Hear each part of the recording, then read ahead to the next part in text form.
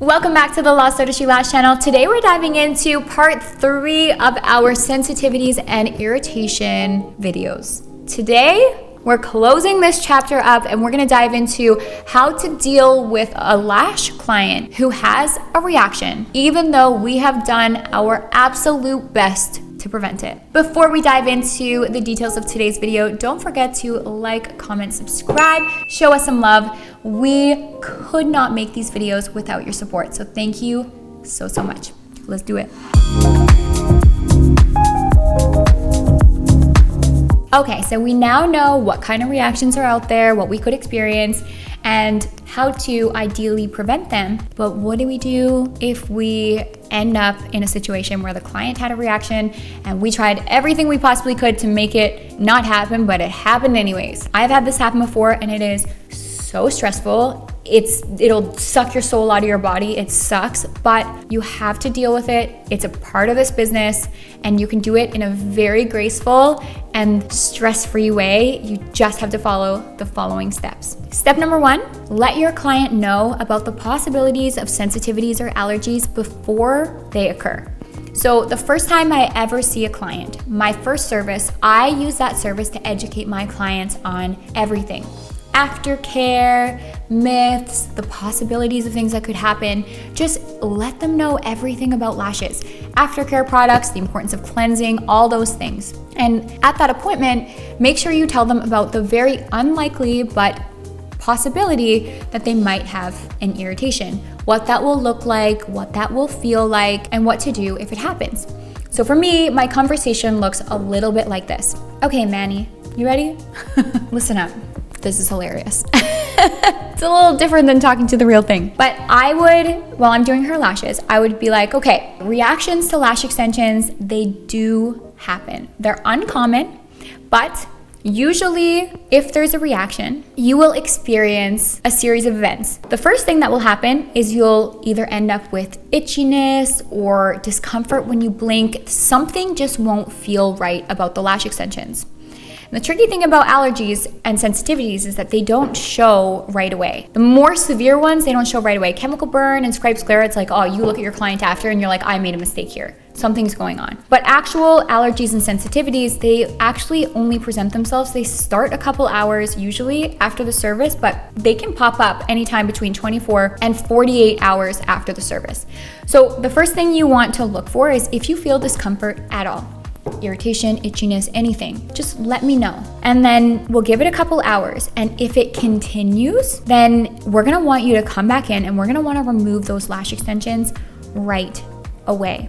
The tricky thing with allergies and sensitivities is they don't seem that bad in the beginning, and then all of a sudden, hours or when you're sleeping, you wake up and all of a sudden your eyes are so swollen. We do not want our reaction to get to that point because the eyelashes are hidden beneath the eyelid already, and the eyelid will get very, very puffy. And that puffiness makes it really hard to remove the lash extensions, and it makes it really uncomfortable to go through that removal process because the lash artist has no choice but to actually touch the skin with the product. So don't worry though, if there is a reaction where your eyes get crazy swollen, it's the worst ever, don't worry, we'll be able to get them off. It'll only take about a half an hour. We'll get you in as soon as you start to experience anything. You do not need to go to the hospital. A lot of people think, oh my gosh, I need to go to the hospital right away. Every time I have heard of a case where someone goes to the hospital, they sit there for hours and hours and hours and hours, and then the doctor says, we can try to remove them with coconut oil or some other kind of oil, or you can go to your lash extension artist and get them to remove them. So come back in here. If the reaction were to persist after, because it will, let's say we remove your lash extensions, and now I don't necessarily go into this with the client until it actually happens, but I'm speaking for you a little bit more in detail. But if I were to get the client to come in because they had a reaction, I removed every single one of those lash extensions. It sucked really bad. That client is not gonna go home with no reaction still. They're still gonna be swollen, puffy, irritated for a couple days after. So the swelling will start to go down hours after we remove the lash extensions. It's gonna slowly start to go down. Then the eyes are gonna look like they're 90 years old for a day or two. They're gonna get really wrinkly. Like the skin was just so stretched, and then it's gonna slowly lose that puffiness, and then it's gonna get really wrinkly looking, and then it's probably gonna get a little crusty, and then the irritation's gonna go away. So that's legitimately what would happen from the conversation I have with my clients to like, okay, if that actually happens, they're gonna come back into me, and then this is what they're gonna expect. Don't send them home being like, okay, you're allergy free now, because they're gonna be like, I need to go to the hospital, they took off my lashes and they still look like this, what is going on? So make sure that you really iron out for your clients, what could happen and what to do if it does happen, so they're not freaking out thinking that they're gonna be blind in a couple hours. And then also have them come in and what's gonna be the chain of events after that. It's so important to be upfront and honest and show your knowledge and show that you genuinely know what is gonna happen and you're there for your client. Obviously, if irritation persists after that and the client's feeling like they can't see or something, that's a completely different story. Send them off. We are not doctors. We never claim to be, but usually with a general irritation or allergy, that's what happens. Okay, now let's dive into the actual service where you're going to remove the lashes. Okay, so here is a client that I did lashes on probably a year ago who had an allergic reaction. It sucked so bad, but she's fine now. What I did for her is I got her to come in and we laid down. What I did was take a little bit of saran wrap. So you're gonna do a little bit of a different removal technique than you were likely taught in your training. But the first thing you wanna do is take saran wrap. So always have it in your station or somewhere close by, or bring it from home, whatever. Put saran wrap on the eyelid, tuck it all the way around the eyelid, because you are gonna get remover on the eyelid no matter what, because they're so puffy, but at least we can try to avoid that as much as we can. Truth is, guys, if we don't get the remover product all the way around the base of the extensions, you can forget removing them. They're not gonna come off. You're gonna sit there and individually pick every single one off, and it's gonna be so uncomfortable for the client, and it's gonna be so stressful for you. So first up, take your saran wrap, put it along the skin. Protect that skin at all costs. You can even take a little bit of Vaseline to create a protective barrier along the eyelid as well, and that'll kind of create a barrier so that even if the cream remover is to get onto the skin, it's not as irritating. So cover all bases. You can put Vaseline on, and then you can put your saran wrap on top of that. It'll kind of stick to it and create that barrier. So that is number one. Number two, you need to coat the base of those extensions. It's not gonna work if you only cover one side of the extensions, like whatever's closest to you, not gonna work. You need to get the remover around the bottom of the extensions, the side and the top, and use a lot of it. But the trick is to use a cream remover. It's like a Vaseline consistency. It looks like this. This is Lost Artistry's. I swear by it. I will never use a different remover in my life because this one is so good. I used to use others that were gel and stuff. Way too messy, gets in the client's eyes. You want a thick consistency because you have more control over where the product goes if it's thick. So make sure you are putting a whole bunch on there and you're getting all around the extensions. Next up, you want to take another piece of saran wrap and you want to cover all the lashes that you just put on. So every bit of remover you put on should be covered in saran wrap. What that's doing is creating heat. Obviously the skin is irritating, heat's not ideal, but getting those lash extensions off is more important than anything. So lots of cream remover, saran wrap over it. Make sure that that remover, I can't stress this enough, is all the way around the base. Once you've coated the extensions, now you want to take your hand, make sure that they're nice and warm, or get your client to hold them if you have something else to do, and keep heat on top of the cling wrap or the saran wrap. The heat is going to help the product work faster and better. So keep your heat on there for at least 15 minutes. I know it's a lot. One of the biggest mistakes I see people make in the removal process is getting impatient and leaving it on for like 5 minutes and then being like, the remover doesn't work, and freaking out. And all they had to do was just calm down and just let it do its job. So do not take it off for at least 10 to 15 minutes. I suggest 15. It's only required for 10, but I've had much more success at 15 minutes. So leave it on there for the entire 15 minutes. During that time, do not have the client talk at all. The more they talk, the more likely product's gonna get into their eyes, and likely if they've had an irritation, their eyes are gonna be a little bit watery.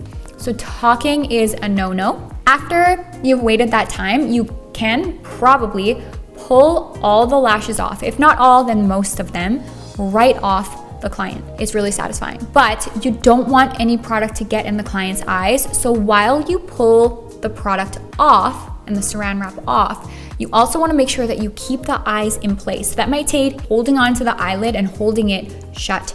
If you just start pulling, the eye's gonna open, you're gonna stretch it up, remover's gonna go inside, and it's gonna feel horrific. Don't do that. So just keep the eye closed, remove it all, try to get the base and try to push the product off as much as you can. If there's resistance, leave it on for longer or add more. Then once you pull it off, there's likely gonna be at least some lashes left. If they are, just one by one, peel them off, just like you would a regular banana peel during a service if you misplace a lash or something like that. Afterwards, we want to get all the product off as best we can. So really work it off with lint-free applicators. Again, try not to get it on the client's skin. Use your glue wipes, get every bit of product off that you can. There shouldn't be any visible left.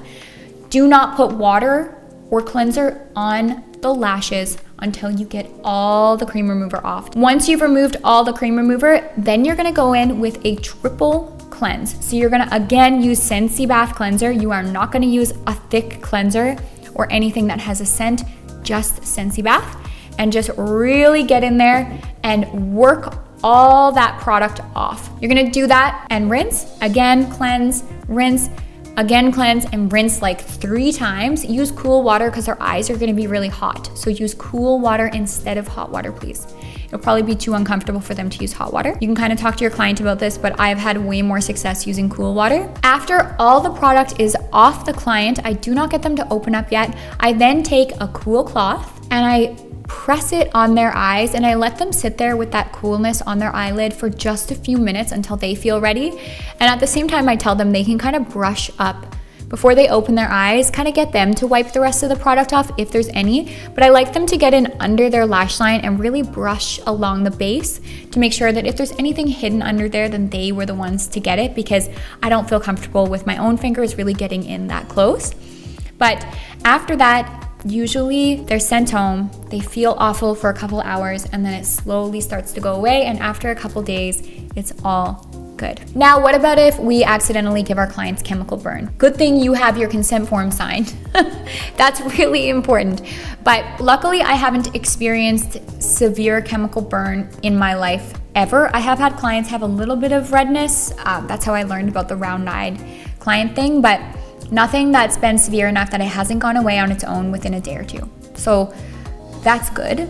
But I will say that if your client experiences severe chemical burn, I highly recommend you don't act like a physician. Just send them to a doctor and see what the doctor has to say. I don't ever feel comfortable giving medical advice with something that I truly don't know a lot about. So I would send my client to a doctor, but if it is just a little bit of irritation and it's nothing too crazy, then likely it'll just go away on its own within a couple days. There's not really that much that you can do. I have seen some people say, oh, use eye drops or get Lumify or whatever. I think that's only for red eyes. I don't know that that's for chemical burn, so I'm not gonna speak on that. But if you have opinions or you have experiences, please do comment them below. I'd love to hear your experience and what worked for you. Luckily, I haven't experienced a lot of chemical burn myself, and everyone I have talked to has said that it goes away within a couple days. Same with striped sclera. It doesn't seem like there's that much that you can do. If it's really severe, again, send them to the doctor, but kind of the same thing. It will go away within a couple days, and then you just have to make a note on their file. Hey, I have to be so careful with this client.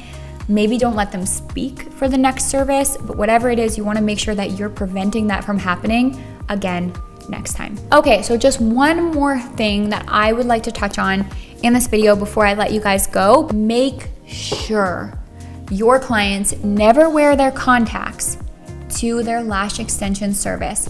Contacts are great, we need them to see, but they are not for lash appointments. What happens to some people when they wear contacts is that the glue fumes get up and under, and they get caught underneath the contacts and then can actually burn your client's eyes for quite a while after, because those fumes are actually stuck under the contacts. So contacts, are a no-go. I make it my mission to send the client a text message with all the things they should know about their service. So I will be like, hey, great, you're all booked. Here's my address, here's parking info, whatever. Also, make sure you don't wear contacts to your lash extension appointment. Make sure you're not wearing makeup, no oils, yada, yada, yada. So that I make sure that I cover that before my client comes in with their contacts in and they lay down on the bed and I don't even know about it. And then my client ends up with some kind of crazy chemical burn, and it could have been prevented. Guys, if you liked today's video, please do comment below. Give this a thumbs up if you like this style of tutorial. And if you have any lash topics that you would like us to cover, please do comment below. We want to tailor our videos to your lash needs. Thank you so much for watching.